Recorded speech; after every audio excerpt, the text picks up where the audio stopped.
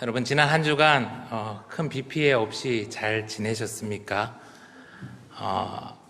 우리 예수생명교회도 그 천장에서 좀 물이 새서 그 냉장고가 이제 고장 나는 일이 이렇게 있었는데요.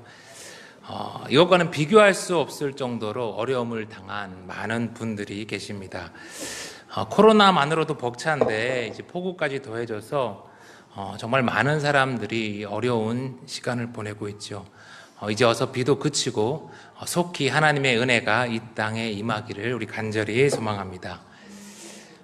여러 가지 힘든 일들이 제게도 개인적으로 이제 이어졌지만 그럼에도 저는 어느 때보다 참 감사하다고 고백할 수 있는 그런 한 주를 보냈습니다.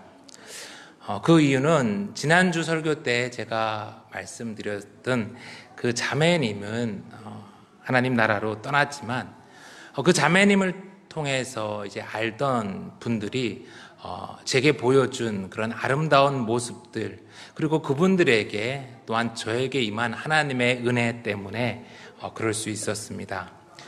우리가 오늘부터 함께 들을 이 룻기의 말씀은 이제 지난주에 제가 경험했던 그런 것들, 고된 세상 가운데 우리 성도가 어떻게 살아갈 수 있는지 그것들을 우리에게 잘 보여주고 있습니다. 정말 모두가 힘든 때인데 이 말씀을 통해서 성도가 이 세상을 살아갈, 그리고 이겨낼 힘을 받을 수 있는 저와 여러분 되기를 간절히 소망합니다. 유대인들은요, 절기 때가 되면 이제 회당에 모여서 각 절기에 맞는 그런 성경을 읽었습니다. 6월절에는 이제 이스라엘을 구원하신 이스라엘 하나님의 그 은혜를, 사랑을 기억하면서 아가서를 읽었어요. 조금 놀랍죠. 초막절에는 뭘 읽었을까요? 그 광야 40년의 그 시간을 돌아보면서 그들은 인생에 대해 깊이 생각하며 전도서를 읽었습니다. 예루살렘 성전이 파괴되어서 그들이 다 포로로 끌려갔을 그때를 생각하는 이 성전 파괴일에는 그들은 자기들에게 임한 이 슬픔을 기억하며 에레미야 애가를 함께 읽었어요. 그리고 부림절에는 에스더서를 읽으면서 이스라엘을 구원하신 그 하나님의 역사를 기억했습니다. 그리고 마지막으로 오늘 보리 수확을 마치고 이제 밀 수확을 시작할 그때쯤에 이제 77절이라고 하는데요. 그때 이스라엘 백성들은 오늘 모여서 우리가 읽은 룻기의 말씀을 읽었습니다. 그들은 왜 그때 룻기의 말씀을 같이 읽었을까요? 우리는 룻기를 바라보면서 종종 이제 시어머니를 잘 모시면 복을 받는다는 그런 이야기, 과부가 되었어도 착하게 살면 좋은 부자 남편 만나서 또 인생이 나아질 수 있다는 그런 이야기쯤으로 생각하기 쉬운데요. 룻기는 결코 그런 이야기가 아닙니다. 고단한 삶이 이어지다가 잠시나마 그 수확의 기쁨을 누리는 그때 하나님의 백성들은 이 땅에서 어떻게 살아야 하는지를 룻기의 말씀을 통해 그들은 깨닫고 다시 가슴에 새겼던 것이지요. 오늘 1장 1절의 말씀을 우리 같이 한번 읽겠습니다. 사사들이 치리하던 때에 그 땅에 흉년이 드니라. 유다 베들레헴의 한 사람이 그의 아내와 두 아들을 데리고 모압 지방에 가서 거류하였는데, 룻기는 이제 사사기 다음에 이제 배치되어 있지만 시대적 배경은 이 사사기 시대와 동일해요. 룻기 그때는 사사들이 역시 치리하던 때, 사사시대 하면 우리가 제일 생각나는 게 각자 자기 소견에 옳은 대로 행했던 그 시대 아니었습니까? 바로 그 시대, 그 땅, 베들레헴이라는 곳에 흉년이 들었어요. 이 베들레헴이라는 땅은요, 가서 보면 매우 토지가 비옥한 곳입니다. 오죽하면 그 동네 이름을 베들레헴이라고 지었겠어요. 이 베들레헴이라는 말은 빵집이라는 거거든요. 빵집, 그런데 이 베들레헴에 흉년이 얼마나 심했으면 빵집에 빵이 없는 사태가 벌어진 거예요. 성경이 이렇게 지금 말하고 있는 것은 단순히 그 해에 흉년이 들어서 농사를 망친 것만을 말하는 것은 아니에요. 신명기 28장 2절부터의 말씀 우리 한번 보겠습니다. 이 모든 복이 내게 임하며 내게 이르리니 성읍에서도 복을 받고 들에서도 복을 받을 것이며 내 몸의 자녀와 내 토지의 소산과 내 짐승의 새끼와 소와 양의 새끼가 복을 받을 것이며 내 광주리와 떡반죽 그릇이 복을 받을 것이며 내가 들어와도 복을 받고 나가도 복을 받을 것이니라. 여러분 아멘? 이렇게만 되면 정말 좋겠죠. 예. 그런데 이 신명기의 말씀, 이 축복의 말씀이 쭉 이어집니다. 얼마나 좋아요. 그런데 이제 이 말씀이 끝나고 15절부터 68절까지 길고 긴 저주의 말씀이 따라와요. 축복의 말씀만 있으면 참 좋겠는데 성경은 그거보다 몇 배로 더 긴 읽고 싶지 않고 듣고 싶지 않은 저주의 말씀을 또한 우리에게 들려준다는 거예요. 왜 그럴까요? 왜 이렇게 길게 저주의 말을 모세는 기록했을까요? 사람들이, 이스라엘 백성들이 축복의 길로 가는 것보다 저주의 길로 가는 경우가 훨씬 많으니까 이 모세가 애타는 마음에 그러지 않도록 신신당부를 하고 있는 것이지요.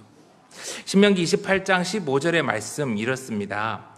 내가 만일 내 하나님 여호와의 말씀을 순종하지 아니하여 내가 오늘 내게 명령하는 그의 모든 명령과 규례를 지켜 행하지 아니하면 이 모든 저주가 내게 임하며 내게 이를 것이니.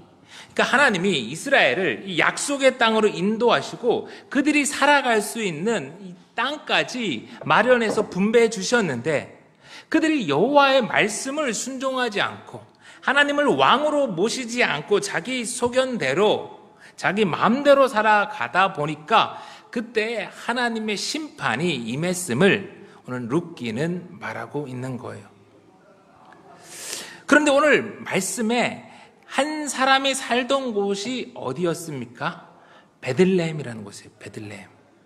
베들레헴 하면 우리가 생각나는 것이 지난달 설교를 통해서 들었던 것들이에요. 사사기 17장에 미간의 집에 제사장이 되었던 그 타락한 레위인 모세의 손자라고까지 해서 우리가 깜짝 놀랐던 그 사람이 바로 베들레헴 출신이었어요. 또 사사기 19장에서 우리가 비참하게 죽음을 맞이했었던 그 레위인의 첩, 여러분 기억나시죠? 그 사람 역시 베들레헴 출신이었어요. 그리고 오늘 이 룻기의 흉년을 맞이한 땅도 베들레헴이라고 말해요. 참으로 엉망이었던 시대에 그 마을을 덮친 흉년. 이보다 더 나쁠 수 있을까 싶은 그 괴로운 시절을 살아가는 한 가정의 모습을 역설적으로 소망이 가득한 책인 이 룻기는 보여주고 시작해요. 여러분, 괴로운 상황이 이어지면 사람은 그것을 좀 벗어나고자 몸부림칩니다. 이런저런 노력을 하죠. 전쟁 상황에서는 피난을 가기도 하고요. 너무 어려워지면 이민을 가기도 해요. 또 다른 곳으로 옮겨가는 일들을 우리가 종종 합니다. 당연하죠. 특별히 자식이 있는 부모라면 지금처럼 먹는 게 풍성하지 못하고 굶어서 아이들이 죽어갈 수 있는 때라면 더욱더 그러할 거예요. 2절의 말씀입니다. 그 사람의 이름은 엘리멜렉이요 그의 아내의 이름은 나오미요 그의 두 아들의 이름은 말론과 기론이니 유다 베들레헴 에브라임 사람들이더라. 그들이 모압 지방에 들어가서 거기 살더니 오늘 말씀에 나온 이 유다 베들레헴 사람이었던 엘리멜렉도 마찬가지로 흉년을 피해서 이제 이런저런 방법을 찾다가 모압으로 들어가게 돼요. 여러분, 그런데 모압이란 곳이 어떤 곳입니까? 민수기 25장에 보면 출애굽한 이스라엘 백성들이 발람의 꾀임에 넘어가죠. 그래서 그 땅에 있던 이 시딤 여인들과 행음하게 되고 그만 거기에서 하나님의 심판으로 24,000명이나 죽게 됩니다. 계속해서 사사기에도 나오는 그 모압은 그 자식들을 제물로 요구하는 그 그모스라는 우상이 있던 그런 땅이었어요. 신명기 23장 3절 그 그모스를 섬기는 사람들을 하나님이 이렇게 말했어요. 암몬 사람과 모압 사람은 여호와의 총회에 들어오지 못하리니 그들에게 속한 자는 10대뿐만 아니라 영원히 여호와의 총회에 들어오지 못하리라. 이 자식을 제물로 요구하는 이 그모스, 그를 자신들의 신으로 섬기는 그 사람들은 결코 하나님의 백성이 되지 못하게 하신 거예요. 하나님이 너무너무 싫어하는 곳이 바로 모압이에요.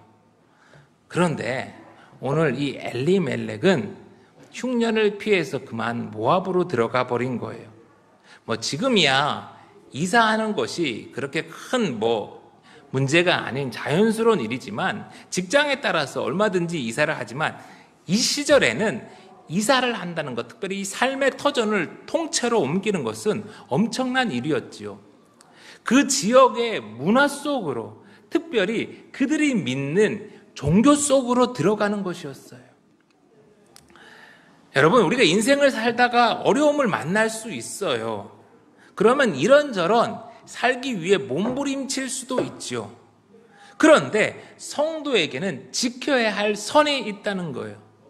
아무리 삶이 힘들어도 우리는 우상으로 가면 안 돼요.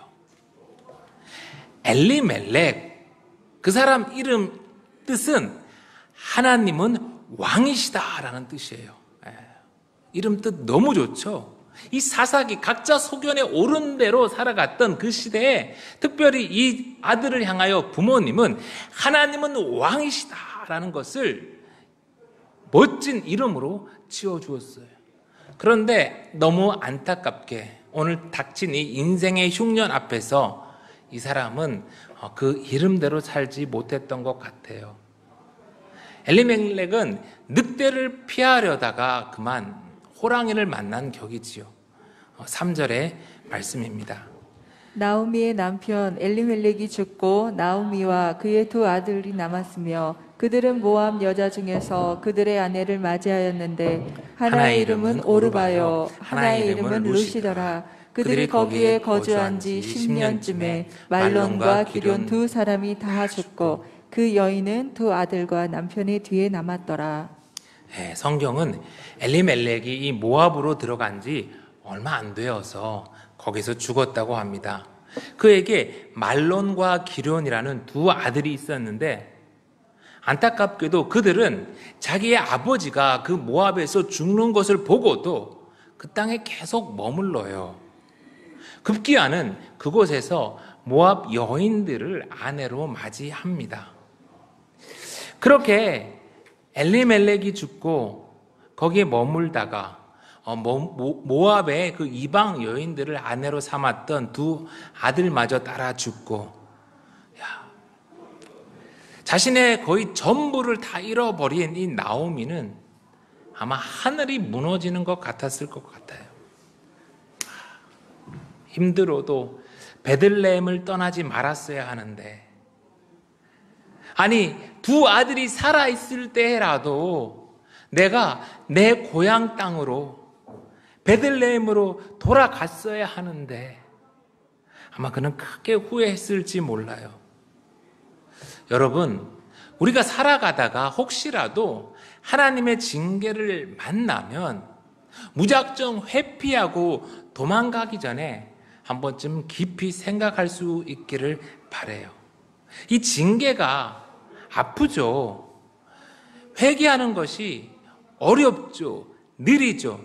그러나 그 길이 하나님의 백성에게는 가장 안전하고 생명의 길이 되기 때문이죠. 코로나에 이어서 홍수까지 덮쳐서 정말 많은 사람들이 힘든 시절을 지내고 있습니다. 주변에서 제일 흔하게 들을 수 있는 게 이게 다 누구 때문이다, 무슨 이유 때문이다, 이런 말들이에요.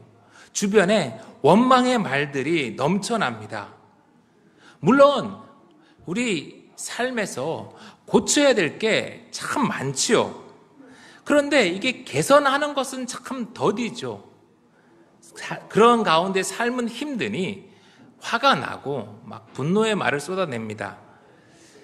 하지만 우리 한번 생각을 깊이 했으면 좋겠어요. 우리가 겪는 이 고난에 대해서 우리는 정말 무죄한가? 멀리 저 북극의 빙하가 녹고 바다의 플라스틱은 넘치고 지구 온난화와 환경 오염으로 각종 기상이변이 우리를 힘들게 하는데 우리는 그것에 대해 책임이 전혀 없나요? 물론 위정자들의 책임이 크죠. 그러나 정직하게 돌아보면 우리 모두 함께 죄를 지었어요. 책임이 있어요. 지혜로운 하나님의 백성들은 고난을 회피하고 도망가기 전에, 비난하고 불평하기 전에 하나님께서 왜 이런 고난을 우리의 삶에 허락하셨는지를 깊이 생각해야 합니다. 오늘 엘리멜렉이라는 사람은 그 이름대로 살지 못하고 모압 땅에서 죽게 되었는데 성경은 그가 그곳에서 어떻게 왜 죽었는지에 대해서도 한마디 언급하지 않아요. 그저 그냥 사라져 버립니다. 그리고 6절의 말씀입니다. 그 여인이 모압 지방에서 여호와께서 자기 백성을 돌보시사 그들에게 양식을 주셨다함을 듣고 이에 두 며느리와 함께 일어나 모압 지방에서 돌아오려 하여. 네, 이제 성경의 시선은 가차없이 나오미에게로 옮겨집니다. 나오미는 그저 남편 따라서 모압에 왔죠. 그런데 그녀가 의지했던 남편도 그리고 소중한 두 아들도 모두가 사라지자 비로소 저 강 건너에 고향 땅에 다시 하나님의 은혜가 임했다는 소리가 들리는 거예요. 여러분, 우리의 삶도 그래요. 내가 의지했던 그 모든 것들이 사라지면 하나님의 음성이 들려요. 그녀는 그제서야 모든 것을 앗아간 모압 땅을 떠나서 고향 베들레헴으로 돌아가기로 결정합니다. 약속의 땅으로 가야 하는데 가지 못하고 하란에 머물렀던 그 아브라함이 비로소 아버지 데라가 거기서 죽고 나서야 약속의 땅으로 가게 된 그것처럼 오늘 나오미도 모든 것이 사라지자 하나님의 음성을 또 깨닫고 고향 땅으로 돌아가기로 결정한 것이지요. 그런데 여러분, 우리가 고국에서 그 겪었던 어려운 것을 피해서 외국으로 한번 이민을 갔다고 생각해 보세요. 그런데 거기에서 그만 남편도 죽어버렸어요.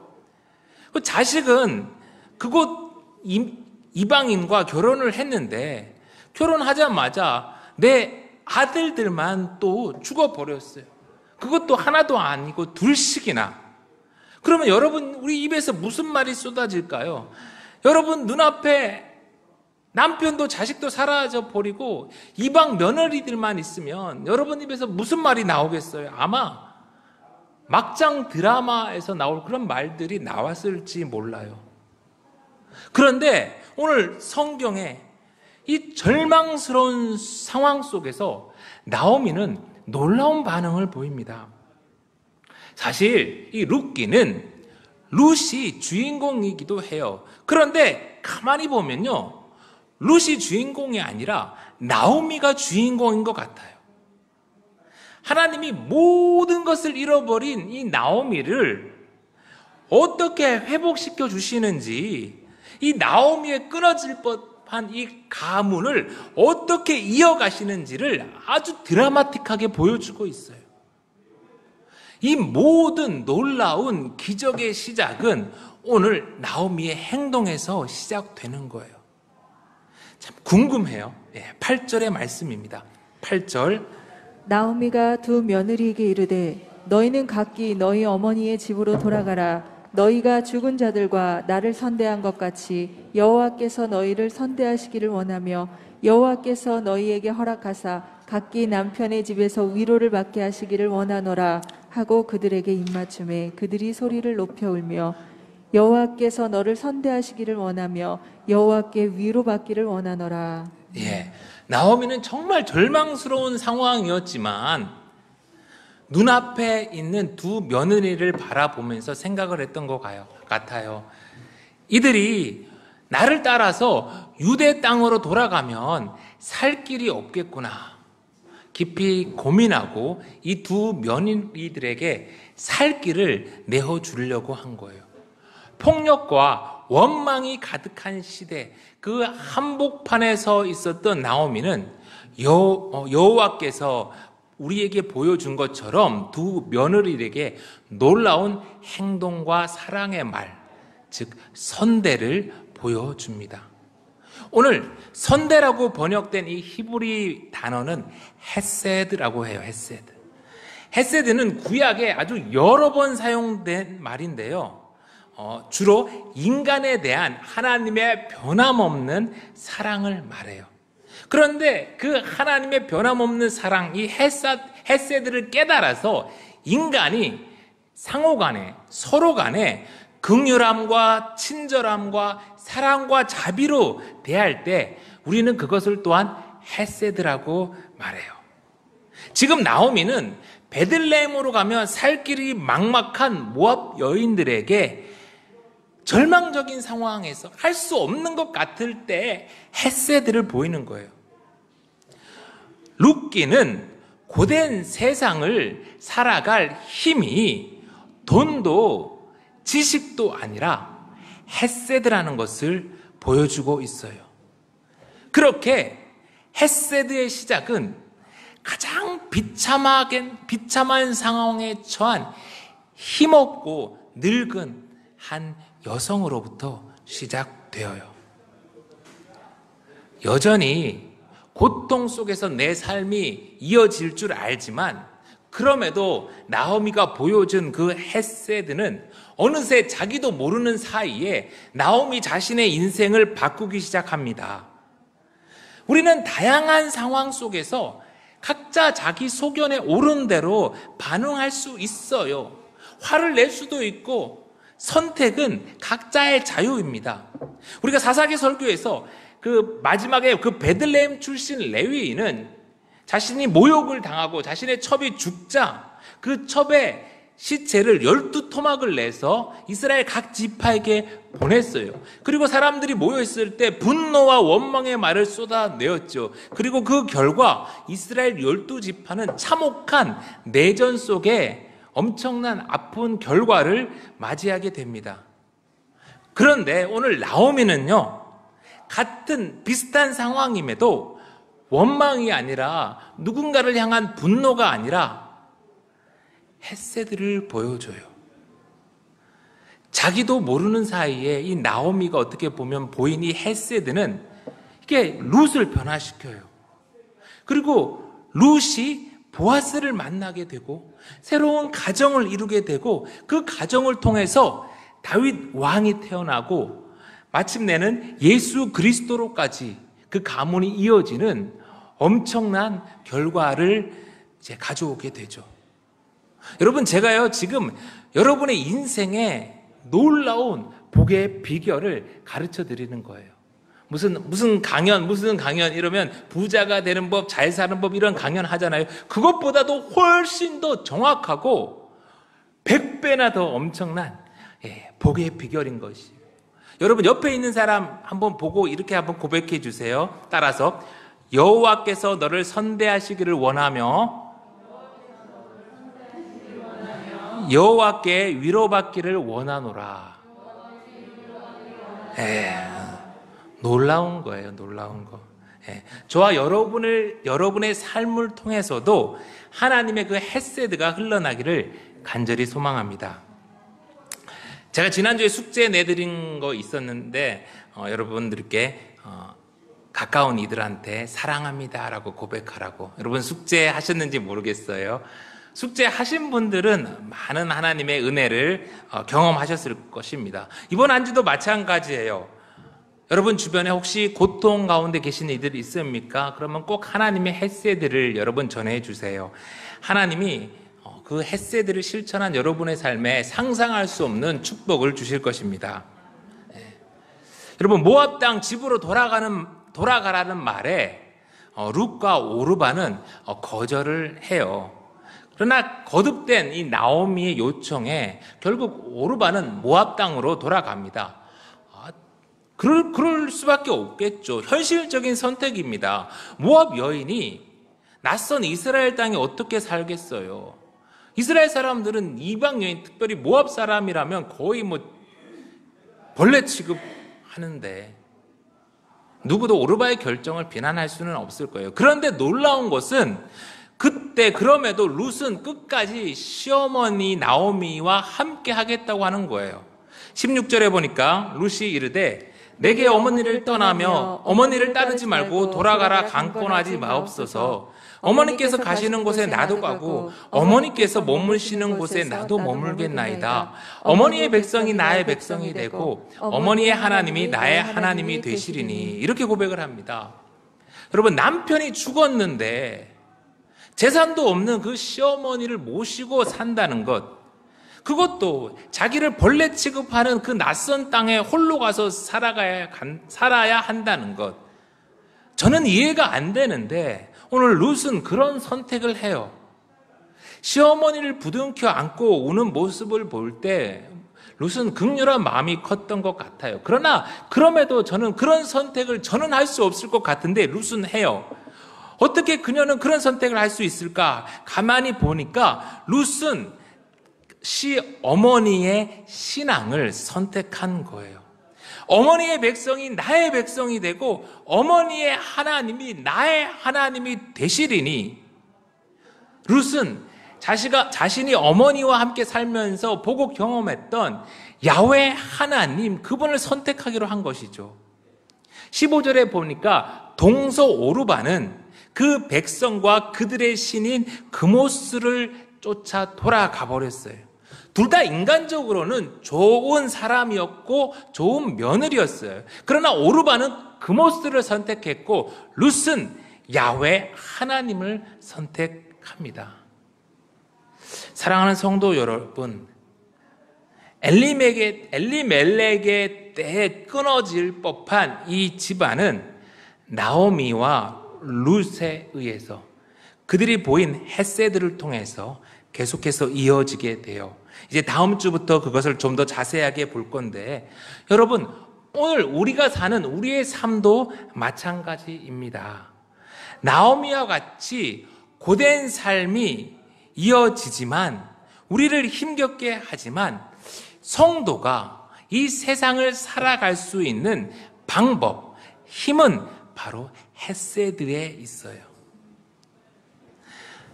하나님은 나오미와 룻과 같이 헤세드를 실천하는 하나님의 사람들을 통해 이 땅에 복을 주세요. 그리고 그들을 통하여 하나님의 나라를 임하게 하세요. 여러분, 우리 발버둥 쳐 봤잖아요. 됩니까? 안 되잖아요. 어차피 더 이상 우리 힘으로, 우리 능으로 살아갈 수 없다면 우리 헤세드로 한번 살아보아요. 고단한 삶이지만 우리의 삶에서 서로를 향해 헤세드를 드러내는 하나님의 방식으로 한번 살아봐요. 그게 예수님의 제자의 삶입니다. 예수님의 표현으로 말하면 내 이웃을 내 자신과 같이 사랑하는 거예요. 하나님이 나를 변함없이 사랑하시기에 이제 나도 남을 주님의 사랑으로 사랑하는 것, 그것이 바로 헤세드. 저와 여러분이 이 고된 세상을 살아갈 유일한 방법이자 힘입니다. 헤세드를 실천하는 저와 여러분의 한 주가 되기를 간절히 소망합니다.